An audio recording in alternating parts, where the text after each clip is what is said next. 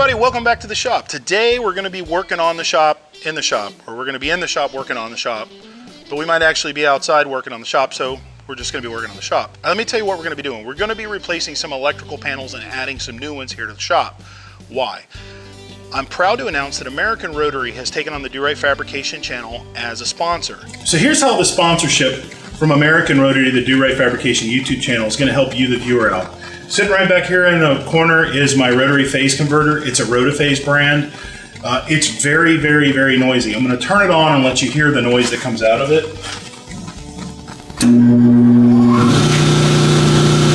As you can hear, the microphone picks up all this noise. It's very difficult to give you good quality audio with this thing making noise all the time. Whether I'm on the mill, the lathe, and now the do-all bandsaw, this machine has to run.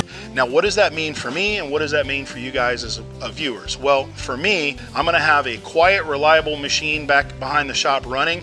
You guys are going to get some better quality video. One of the things we need to do is replace the sub panel that's behind the shop. Now, that sub panel feeds 2 air compressors, an oven that I use for my preheat and post heat when I'm welding, a refrigerator that I keep back there, and some other lighting needs back there. That panel was never envisioned to feed the rotary phase converter. I'm just basically out of spaces. So I'm going to upgrade that panel with a 200 amp panel. I'm not putting this video out to teach you how to do this, but I'm bringing you along for the ride to let you see that it's not really as difficult as everybody thinks it is. All right, guys, so we're back here behind the shop. This is a sub panel that's fed from the inside. It's fed with an 80 amp breaker from the inside panel. Now, I've turned that panel off, but anytime you're ever working on an electrical panel, you need to always confirm that it's off, because believe me, it's an enlightening experience when you figure out that the wrong breaker got turned off and you stick your hand in there. So it's really, you know, it's pretty simple to do. We'll just use a voltmeter. You can even use one of those no contact type voltage testers to make sure that this panel does not have power on it. We're going to go to our correct scale on our little voltmeter here. We're going to go from the neutral lug to one of the hot legs. Got 0 volts. From hot leg to hot leg, we got 0 volts.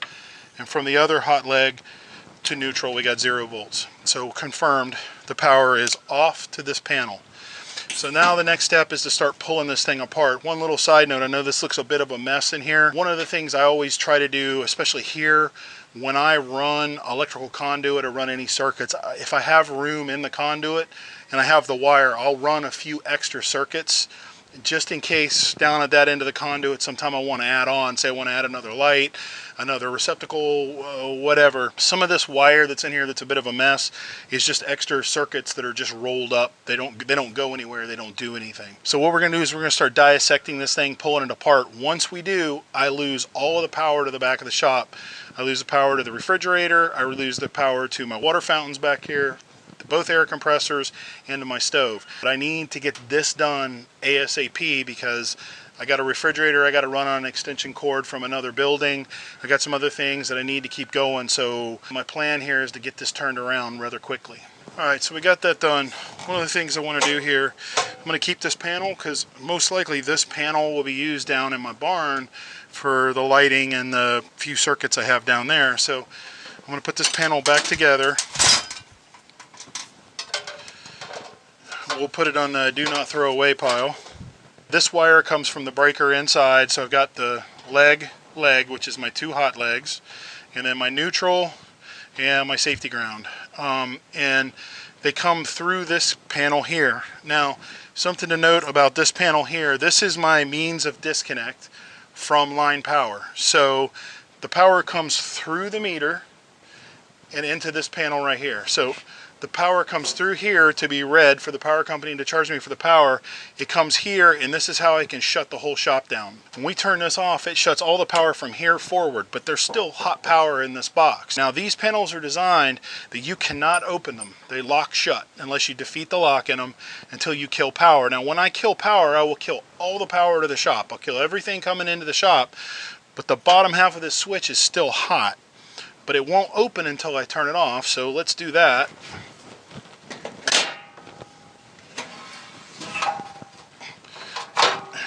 What you'll notice in here is this is a three-phase panel, which means there's three individual circuits. But we're single phase here, so we're only using two. So you see I have a fuse there and a fuse there. They're 400 amp fuses to protect the wire from being overheated from overdrawing. So those are my first means of wire protection there. Line power comes in the top. This is hot up here.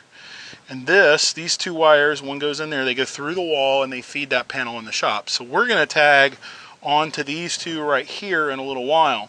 But we need to contend with this, right? And the issue that we're having here is that this is all hot. This is line power. It's still hot.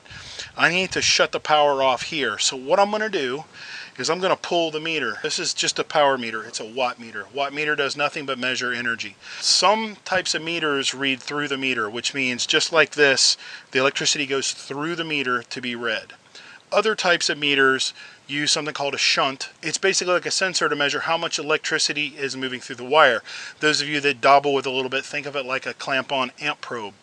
The trouble with those style meters, when you pull the meter, you don't stop the electrical flow. Now, I actually installed all this electrical, so I know for a fact that this is a through the meter type watt meter. What we do is just take a pair of wire cutters,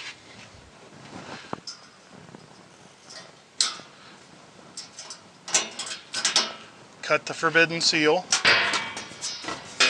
and we pull our lid off our panel. Now we are 100% hot in that panel. Hot, hot, and hot. But when I lift this handle up right here and pull this meter out, what you can see here is now there's no more meter. The electricity cannot go through this circuit. This type of circuit, the power comes in the top of the meter, comes out the bottom of the meter, and comes over here. But we'll confirm that. First thing I'll do just to check, because we're dealing with such big power here, we'll make sure that we have power. 248 volts. Okay, so we want to make sure that there's no power anywhere in our panel. Nothing there. Nothing there. So right now everything is shut off. There is no electricity flowing through from there into here. We're good to go. Okay, here's where we're at. This panel's hanging on the wall, but it literally just got a couple of Tapcons that are like one turn in just to hang the panel there. I got it level with the little small torpedo level. And I figured out where my conduits need to penetrate the wall. I'm going to take my Sharpie, I'm going to mark right here on the concrete wall. That's where I'm going to have to bust the block or drill the block to get through. And at the same time, I need to use a hole saw or a Greenlee stamp set to put a hole right here in the side of this panel. Because what's going to happen, so we got these two couplings right here, and they're going to go between the two to bring power from the main panel into this panel. So we're going to take it down. We're going to drill our hole through the block wall right here. We're going to take a Greenlee set. I actually happen to have a Greenlee set, and if you don't know what one is, let me show you. The nickname for these are Greenlees, Greenlee sets, Greenlee punches. It's really a chassis punch, and essentially what it is a punch and a die. And there's a screw that goes through the die like this, and we drill a hole with a bit through the box, screw this on here, and then it comes with in these Greenlee sets, they come with a ratcheting driver, and we tighten this up and it'll cut a perfect size hole for our conduit to penetrate through. I've got the panel mounted with 4 Tapcons into the wall. And I've moved this camera up here, up into the rafters, because I'm working in front of the panel and I know I'm going to block your view. So hopefully even with me standing right here, you can still see what I'm doing. What we're using for service wire is some 4/0 cable. The neutral leg is 2/0, so you got 4/0, 4/0, 2/0. You're allowed to undersize the neutral because it's not going to carry the full load. This is our neutral lug here, so we're going to have to bend this wire, and it doesn't bend easy. have to bend it up, over, down, and then we're going to have to put a 90 here, a 90 here, and a 90 right here to get it in, and then bring it into the panel and turn it in tight to make that termination there. First things first, what I think I'm going to do is lop me off a piece of this when I think I got enough. And what I'm going to cut it with is just a pair of cable cutters. We need to start off putting a 90 in this cable right about here. This is just a crescent wrench, right? Just a little carry everywhere crescent wrench for me. It kind of gets crusty and beat up, but it's one that I always have one, and a lot of times I just put it along the wire and I bend it like that, and it gives us a nice tight 90. And then we need to figure out where we want the other 90 to go, so we want it about there. And so we'll do the same thing again.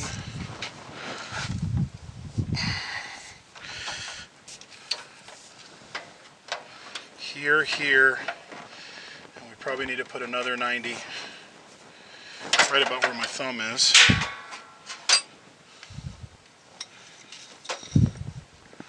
So we got this piece, and we'll do the same thing again.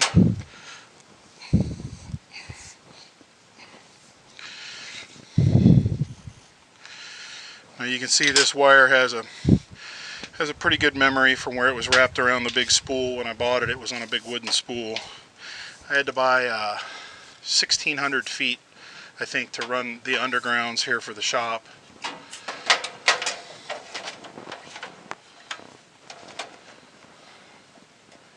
It'll be about right.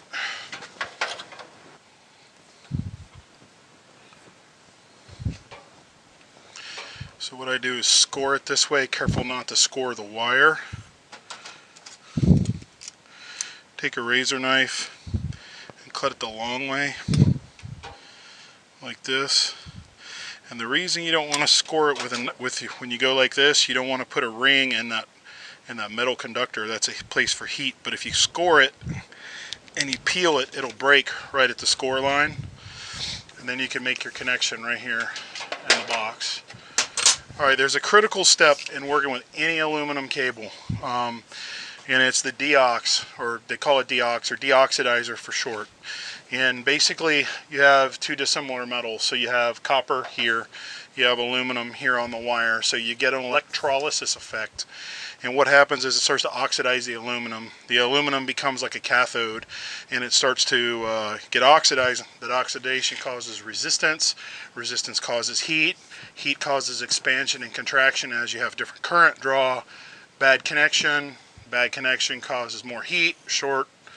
You know, the wire starts to melt, and then we go back to the old arc welder concept. So once we get this in here, we're going to coat it with a coating in that deoxidizer, and gets it all in the wire. You work it in there real good.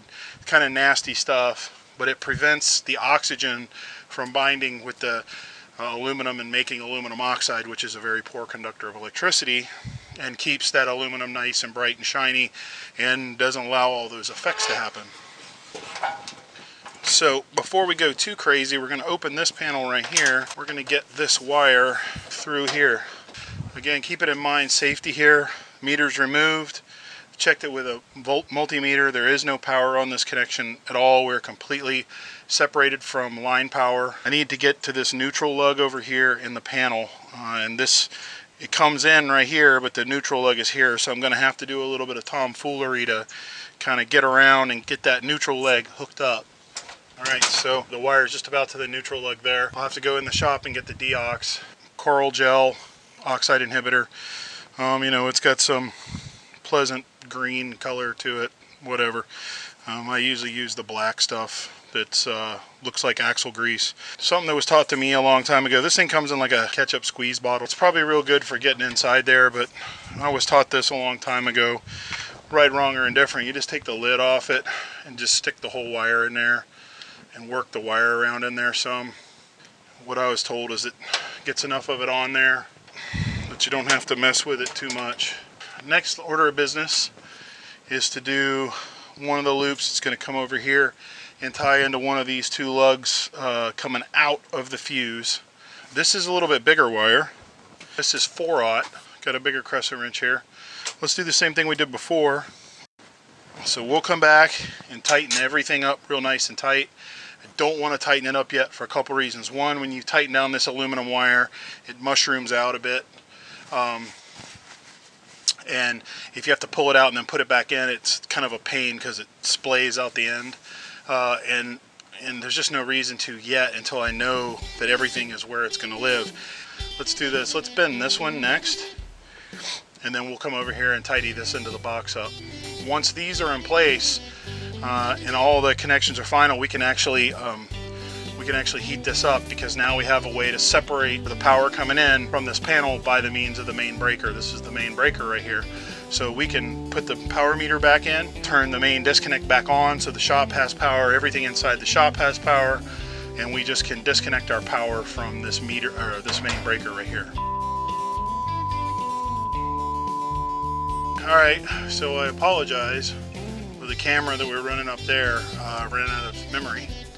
And it would have been something to see. I'm glad the camera turned off, but there's this old adage about a monkey and football.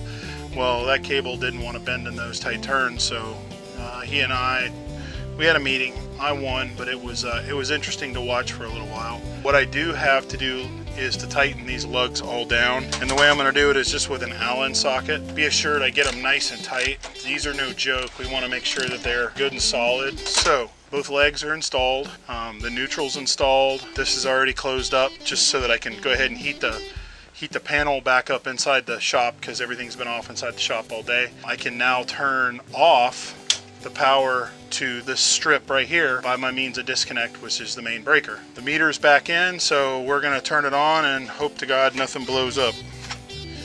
Got the mom on speed dial. Well, nothing blew up. So that's good. So the next order of business is I'm going to start to lay out my conduits, figure out how I want where I want all my new switches to be for the exterior lights, how I want to run the conduits down here, and for the compressor, how I want to route them and bring them into the box. So I'm gonna grab a scratch pad here and sit and think about it for a few minutes and kind of come up with a game plan. Thanks for watching. I hope you enjoyed what you saw here today. Be sure to subscribe to my channel and like us on Facebook. Please, somewhere down below here is a link. See you soon.